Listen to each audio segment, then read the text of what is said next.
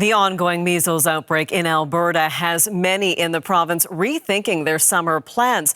There are more than 1,300 confirmed cases, and for the most vulnerable and the highly contagious disease, it is a reason to stay home.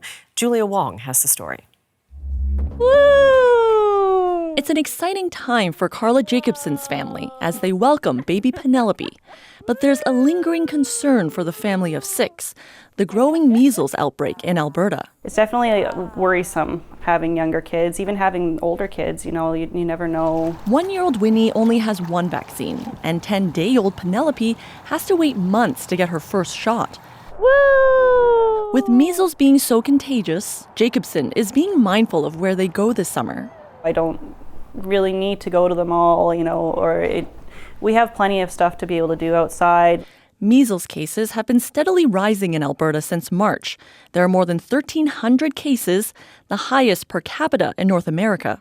And those 3 needles go into my abdomen. This treatment helps boost Gary Gibson's immune system as he fights multiple myeloma, a blood cancer. A stem cell transplant wiped out his immunity, but he can't get the measles shot right now because it's a live vaccine. It makes me very nervous. I'm a little bit of an isolator. Good lab results meant Gibson could visit family in Manitoba. But when he returns to Alberta, no big gatherings or festivals. It's disappointment that our society right now, I blame a lot of it on social media, but our society right now seems to be willing to believe things that are not necessarily scientifically accurate. With summer events soon in full swing, those who are vulnerable should be practical about where they go, says this doctor. Outdoor festivals would be the least risky places, whereas going to a bar with low ceilings in the winter when everything's shut down, places like that would be much more infectious. Those most at risk should also make sure the people around them are vaccinated, a way to block the chain of transmission so everyone can stay protected. Julia Wong, CBC News, Edmonton. Well, misinformation about measles and the MMR vaccine is swirling around online. Earlier, I spoke with Dr. Christopher Labos and talked about what to watch out for, including false claims that vitamin A can be used as a vaccine substitute. There were a series of studies done, I think there's been about 7 of them so far, looking at vitamin A as a treatment for measles infection.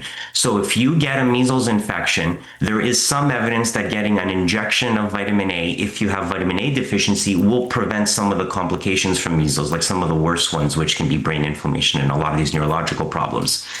So vitamin A is not a vaccine. It doesn't prevent you from getting measles, but if you have vitamin A deficiency and you're able to replace that vitamin A deficiency, maybe the measles infection will not leave you with long-term complications. And there are about 3 or 4 studies that were done in Africa which showed some benefit. But when those same studies were repeated in places like Italy, in the UK, and in other places, the same benefit was not seen. And that's probably because we do not have widespread vitamin A deficiency in countries like Canada because we supplement our food with vitamin A, right? It's present in our milk and it's present in a whole bunch of other things. So vitamin A may have a limited use in certain resource-limited settings, but it's not going to make a difference in Canada, and it's not a substitute for vaccination because it doesn't prevent you from getting sick, and you're probably not deficient in vitamin A anyways. Dr. Christopher Labos is an epidemiologist and cardiologist. We reached him in Montreal.